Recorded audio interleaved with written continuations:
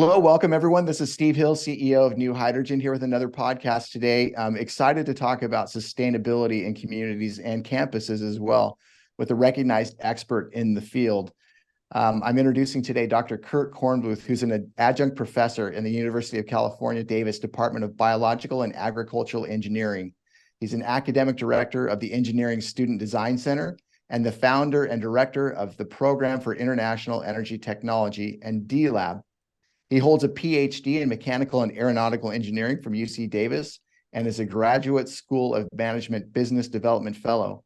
After working for the MIT D-Lab, he founded a similar program at UC Davis in 2008. In 2016, Dr. Kornbluth received the University of California President's Office Faculty Climate Champion Award for his novel, client-focused, project-based courses and Sustainable Campus, Sustainable Cities Applied Research Initiative. We're going to hear more about that today. In 2017, Kurt received the UC Davis Chancellor's and Global Engagement Award for his efforts to connect students with real projects abroad. In 2019, he was appointed the academic director of the new $24 million UC Davis Engineering Student Design Center with the charge of incorporating more active learning curricula for engineering students. Welcome, Dr. Kurt Kornbluth. It's so great to have you here with us today. Man, I want to meet that guy, whoever that is. That you just introduced. That is a lineup for sure. Well, luckily, you know that guy, and we're lucky to be able to glean a little bit of knowledge and information from you today. I'm so fascinated by this idea about sustainable campuses, sustainable communities, how those two things are linked together, and maybe so maybe what we could do is just start out with you, maybe explain a little bit about your background, how you kind of arrived at this sort of idea, and then where we're at today with it. Just walk us through. Yeah, so I believe in revisionist history, and so if you read my bio, if you just read my bio, that's revisionist history. You know, I had this calculated plan to do this sustainable campus, and I went to all the best institutions in the world and worked there and learned from them, and then brought that all to Davis. I wish, but that's how we tell a story. But what really happened was I kind of followed my interests, and those interests were basically working with my hands and also energy and sustainability, which I did throughout my life. And I spent, you know, it's not in there, but I spent my 30s working in Africa building wheelchairs with small groups. And I spent I did that with an NGO based out of San Francisco State. I learned a lot about community. I learned a lot about design. I learned a lot about sustainability. And then started my PhD at Davis because, believe it or not, I got sick of traveling. And I ended up going to MIT and doing an internship and actually getting involved with international development and focusing on small scale sustainable energy projects. So that was kind of my 40s. And then I ended up finishing my PhD at Davis, and I really liked Davis, and I liked the atmosphere at Davis and the kind of like the collaboration between different units, and also the fact that they were very forward thinking on sustainability. There wasn't a faculty position open for me at the time. So what you do at Davis, you create a program and you appoint yourself the director, and then that's your position. And so that was called Program for International Energy Technologies, because I wanted it to be international in focus, and I wanted it to have a focus on energy. So I focused on small scale projects in developing countries, and I also focused on campus projects. I ended up working to do project-based learning and project-based courses because that's what I always believed in. I always wanted to get students' hands dirty and have them work with real clients, because it's way more complicated working on it, you know, with real clients. Also interdisciplinary. So Steve, you may know the difference between interdisciplinary and multidisciplinary. Do you know the difference? Tell me. Oh, okay. So you have interdisciplinary problems and you have multidisciplinary groups working on them, right? And so we know that all these energy problems are so multifaceted and very complicated. So we know that they are interdisciplinary in nature. And then how do you deal with that? You get groups from all different walks of life and education and background to work on them. So that's what we try to do. I was trying to do that in the beginning. People really liked it. They didn't want to give me any money, but they liked what I was doing. So they let me stay there. And then I got involved. I realized that at Davis, if we wanted to do real projects on campus, we should get in touch with facilities. And so my partner in crime on this, which later became known as Sustainable Campus, Sustainable Cities, was Josh Morjon, who was running essentially energy and engineering, which was the energy conservation office. And they were in charge of just saving energy on campus and producing energy on campus and lowering the carbon footprint. So he said, well, this would be great. We could get students to work on our projects. I could get my agenda taken care of. We'd get students involved. Maybe we get other faculty involved. At the same time, we created an energy graduate group at Davis. When I came, there wasn't an energy graduate group. I had to do mechanical engineering and then focus on energy. So now we have this stream of students who are interested in working on energy. We have this office who's in charge of just saving energy. And so we started bringing these students and kind of filtering them through to work on real projects. We created a course called the Path to Zero Net Energy, which is kind of our cornerstone course, which all the energy graduate group students take, and we get students from all over campus. So business students, design students, we get students from, it could be humanities, it could be landscape architecture, of course, engineering, energy graduate group. So then we present them with a whole portfolio of projects that they can work with on during the quarter. But we follow those projects from the beginning to the end. So they don't just get the traditional project-based courses. Oh, we get a client, we do kind of a mediocre job, we slap a report in your lap, 10 weeks later, and then you throw it in the garbage, right? It doesn't always happen, but it happens sometimes. But we're trying to deliver like a sort of professional level report that they can actually use, and they have been using those. So that was kind of the thing that's how it started. Is I got involved in this education program, and I got a program for international energy technologies. Then the campus asked for big ideas that would be kind of larger than just small efforts on campus that could be funded at a very high level and that could have very high impact. So we came up with Sustainable Campus, Sustainable Cities, which incorporates research, progress, education, and outreach. And I can talk more about that, but that's kind of the bigger effort. And so on UC Davis's campus, it's not just about saving energy, which we can do in our buildings. So a lot of these are about going into buildings and saving energy. We have 1,200 buildings on campus, believe it or not. Some are very old, very hard. It also talks about and includes energy generation. So we have one of the largest on-campus solar installations. We have 16 megawatts on campus. Mm-hmm. So that's almost enough for our base load. So we've done that, and we're trying to do all these at zero cost. How do you feel about zero cost measures, Steve? Are you up for them, or you like to spend money? Listen, the cheaper we can do things, the better, but sometimes it's going to take a little capital injection to get things going. Right. So what we try to do at Davis is first of all, the office that I work with is funded by the savings they create. So that's pretty cool, right? So it's a zero cost to the campus. Also, they look at time horizons that are not too far in the future, but not too short. Generally a campus unit might want to save energy in a year or two, but we can go up to 7 years often, and we can bundle projects that are longer horizon and shorter horizon. So we do that. But the cool thing is we have the students doing almost all the work, right? Or a lot of the work mentored by the professionals. And so that works out really well. Our students end up being like these kind of professionals. They've taken this course, they learn how to be consultants, and they get jobs all over the place. Yeah, with practical experience, right? Right. And the cool thing is that you probably know this is like, if you just look at demand side and you just look at the supply side, you're missing half of the equation. And I think that we used to just think that old school thinking was we just meet the demand, whatever it is. Right. And then we started saying, well, we're going to put renewables in there, and then we're going to try to get the renewables to meet the demand however we can. And then the system operator said, well, actually we have, this doesn't balance out very well. So we either need storage, or we need to have a pricing structure that's going to incentivize people to use, and so what they realize, they have to kind of do all of that, right? They have to look at demand, and they have to look at supply at the same time. And they also have to look at storage and all these kind of demand management strategies. And so the cool thing is at Davis, we're doing all of that. And I can talk about a couple of interesting projects that I think maybe some people thought of and other people haven't. So, let's hear it. Any questions for you, Steve? I'm talking the whole. No, I love it. We're absorbing everything you're saying. Continue. I'll throw in any questions if I have them along the way. I'm curious to hear about what your stories are. So the way that I sell this whole thing to both the faculty and the campus is, first of all, that other professors is like, this is not going to be more work for you. It's going to be less work for you, because you can create a course. The students will do the fundamental research you need on real projects on campus, and then you can spin that out as real research, and you can work with the students to do that. In the meantime, in the meantime, the campus can move along on its path to real progress, right? We can actually save energy, save carbon on our own campus, and we can get our education mission done at the same time, right? So that's kind of the way I sell it, and that's the way it kind of works, sort of in synergy.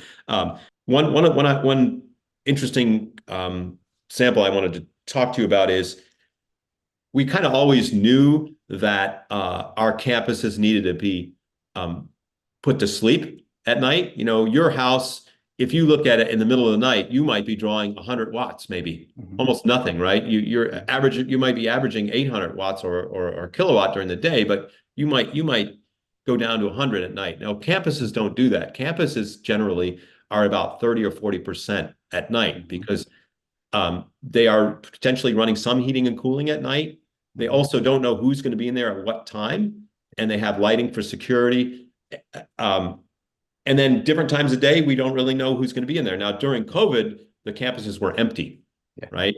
So we had a huge opportunity to turn these campuses down, right? From 40% to 20 or 10%.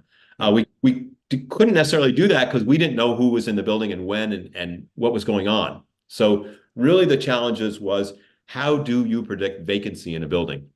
Right. So how can you determine if to some degree of your satisfaction that the building's going to be vacant? And so we set on some trial projects where we used Wi-Fi data. So how many connections, how many people were connected, which is pretty reliable. We could use occupancy sensors, which are already in the building, and we could use CO2 sensors, which were already in the building. So we didn't have to install any instrumentation. We actually had it all at our fingertips. And then but then the question is, how do you fuse all these sensors together and be able to come up with we call it a vacancy inference engine. And so my student worked on a vacancy inference engine, which we implemented and were able to actually use in different buildings to turn buildings down. And so that was during COVID, but now COVID is over. We can actually use this at other times to actually predict vacancy and turn buildings down. And then we're able to spin it out into real research where I could work with that student and actually publish, journal level data, which we could publish. And so it's a win-win-win. And so is it working, or are you handing out sweaters at the No, it doesn't work. No, I'm just joking. It does work. We're saving energy in buildings. We're able to predict when buildings are vacant, and we're able to actually turn them down. Now, the other thing that we try to do, and I don't think anyone's doing a great job, but everyone's talking about it, is to figure out, like, how does energy justice, how does diversity, equity, inclusion, how do we address these issues, which is very big on campuses and everywhere now. Like, who gets left behind when we do measures? And so I thought this was really interesting. In my courses, I always ask my students, the very beginning of the course, we're going to ask you about how you incorporate energy justice, diversity, equity, inclusion in your project, right? We're not going to tell you how to do it, but we're going to ask you to brainstorm both how you can include these issues and possible negative effects to different groups after the project's implemented. Does that make sense? And so, most people say, well, let's turn a building down during Christmas break, right? Because everyone's home during Christmas break. And then I love the group that came up that said, some people don't celebrate Christmas. Some people during Christmas break, they want to go in the building and work, right? And I think this is even though it seems so simple, it's the kind of things that people often overlook, but fresh minds who are looking at problems from the beginning, I think are really good. So this is the kind of thing, and to try to incorporate all these things is difficult, but we're doing it. Yeah.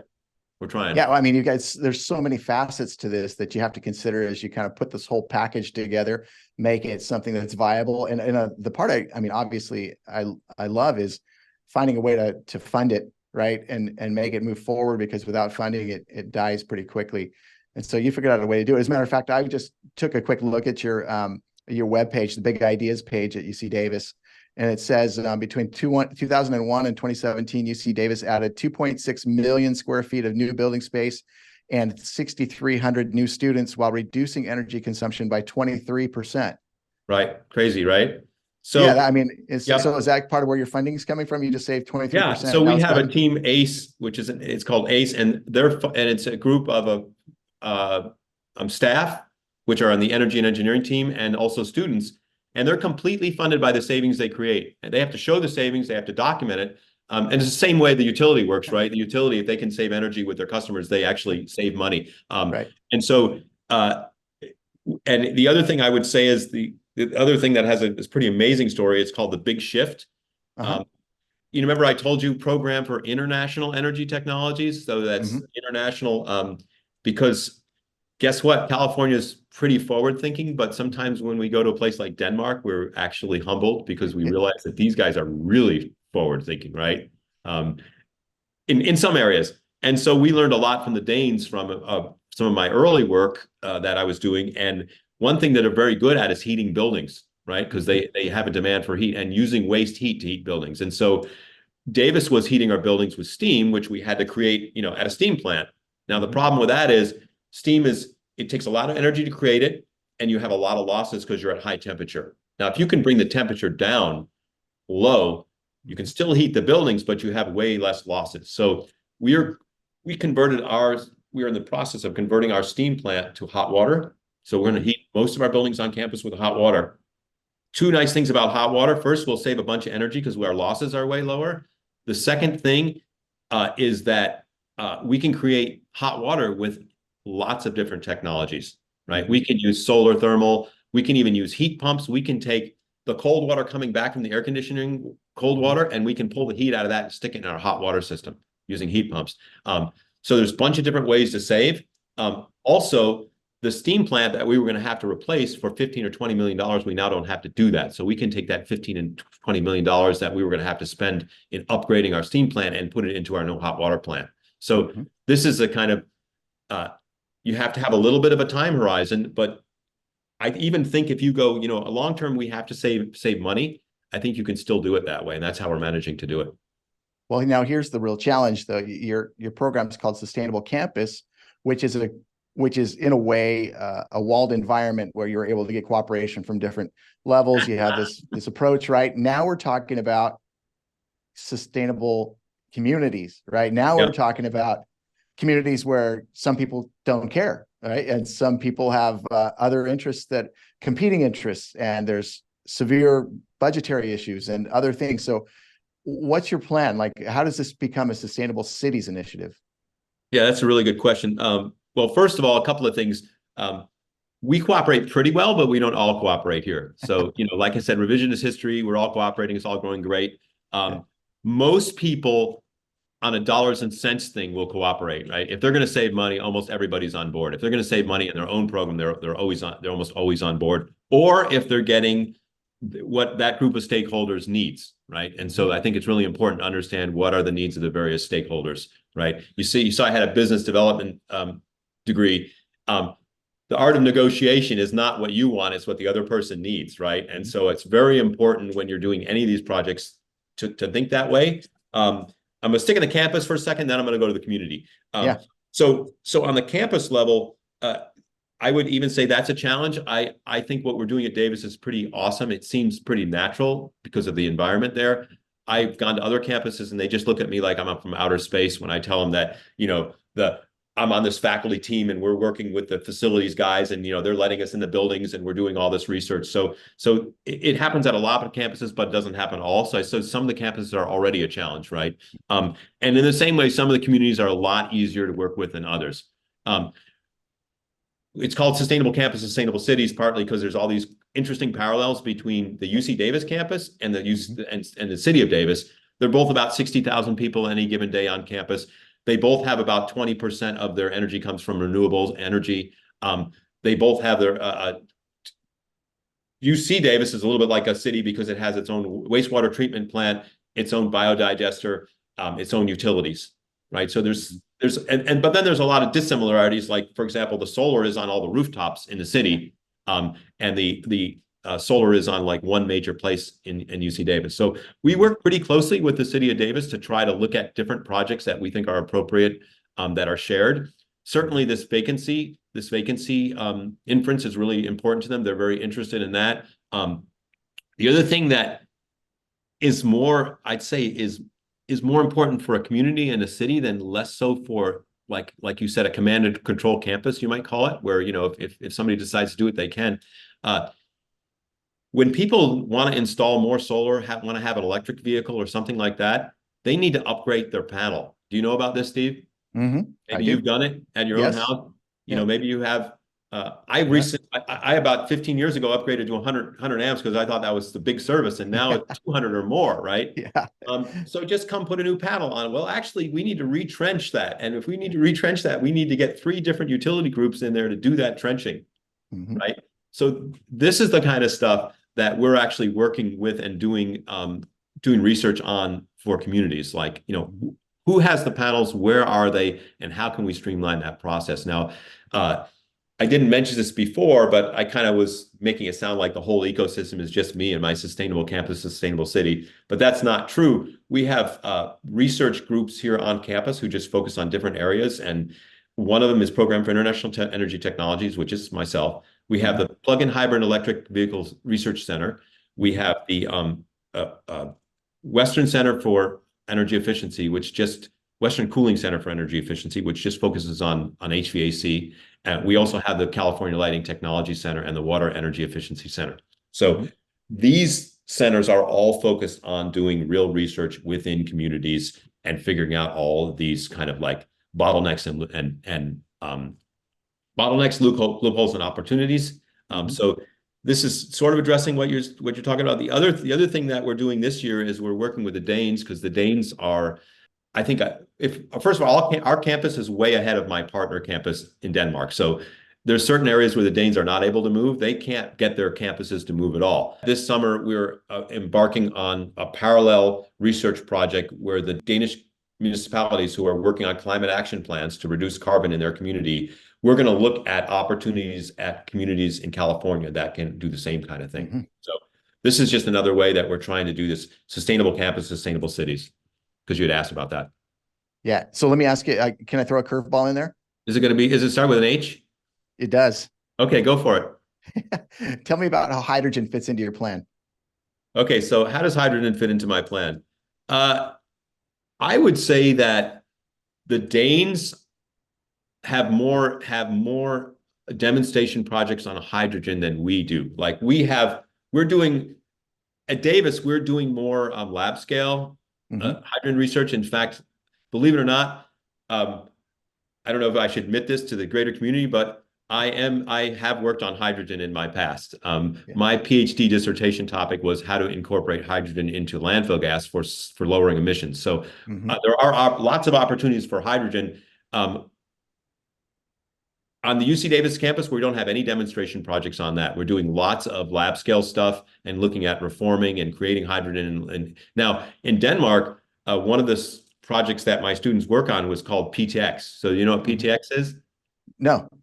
It's just it's just using intermediate energy sources to store or create fuels with excess electricity, for example. Okay. Right? So power to X is, and hydrogen is a typical vehicle that you'll use to, you have excess, like the Danes have lots of excess electricity. What are we going to do with that? Right. Yeah. Well, we can send it up to Norway when it's not raining, or we can send it down to Germany when there's no sun out, or we can send it to Sweden when they're servicing their nuclear plants, right? But if we can't do any of that, or it's not cost effective, then what we can do is create things like electrofuels, where we can take some energy and we can create things like either hydrogen or other fuels, right? And so one of the projects that my students worked on is, where are these kind of projects possible? Where do they make sense? And actually, we just did it in Denmark, and we're slated to look at this next year. So where are things? And so this idea of using hydrogen as an intermediate storage technology or fuel. Yeah, there's an interesting project. I spoke with someone down in UC Irvine, and they have a whole hydrogen campus program going on down there. There's also a place in Sweden called Hydrogen House, and it's an entire house where they've done everything. They've got solar. They've got a mix of technologies. It's super fascinating. If you haven't seen that, you should check it out. Yeah, I mean, I know where your focus is, and it was, I think, one of the best things when I was doing my PhD at Davis, and we used to sit in the halls and talk about, this was 20 years ago, and it was really, I would say that the hydrogen vehicle, hydrogen car, and the electric car were more neck and neck then than they are now. Yeah. And we asked, Dan Sperling, who is the director of the Institute for Transportation Studies, what do you think? What do you believe? Is it electricity or is it hydrogen? And he said, I'm not an ideologue, right? Which I think is the best answer ever. Like, Yeah. you shouldn't be pro or against the technology. You should figure out where it fits in and how you can use it. And I think That's that right. that's really what most people are doing with hydrogen these days. They know that it has promise in certain areas, but we just have to figure out where that. And I think people are finding these areas where, and I think certainly places where you have renewable energy that you don't have a place to put it right away, and you want to put it somewhere. I think that's where a lot of people see the future. Also, small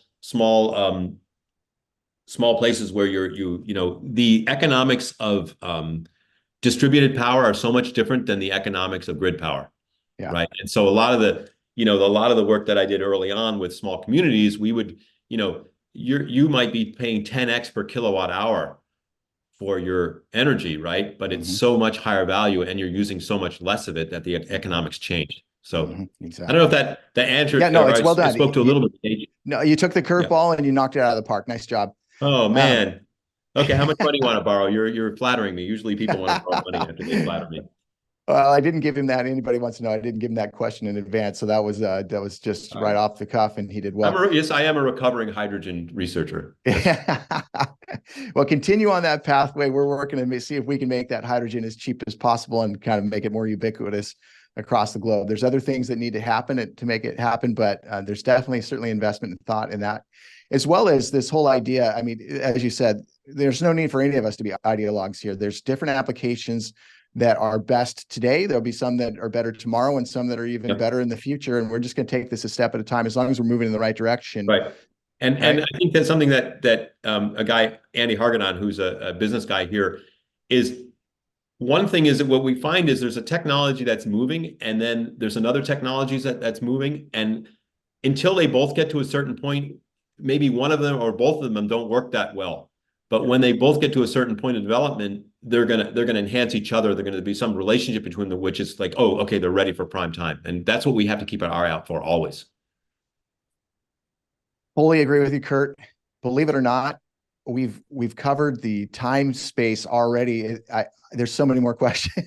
The time space, but not the time space continuum. That's fair enough. Time space continuum will never be covered, but I do appreciate this brief moment All right. that I've been able to chat with you. Is there any All right. parting shots? Anything you want to share with the audience before we close out? No, I mean, just to plug, go to UC Davis, um, Google PIET, and you can Google my name, and you'll find out more about my initiative. So we'd love to hear from you. Reach out if you're interested in learning more about what we're doing. And thanks you so much, Steve, for giving me a little bit of a soapbox here.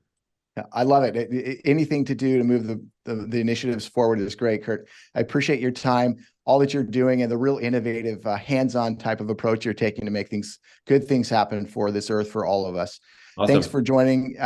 Thank you, Kurt. Hopefully we get a chance to meet you in person sometime, and we'll see you in the future. Everybody who's listening, if you're interested in learning about how New Hydrogen is working to develop the world's cheapest green hydrogen, visit us at newhydrogen.com. And we'll also see if we can put some links in the video so that you can go to Dr. Kornbluth's information as well and do some research on what he's up to. Awesome. Thanks, everybody, and have a great one. Thanks, Kurt. All right. Cheers. Okay, Bye-bye. cheers.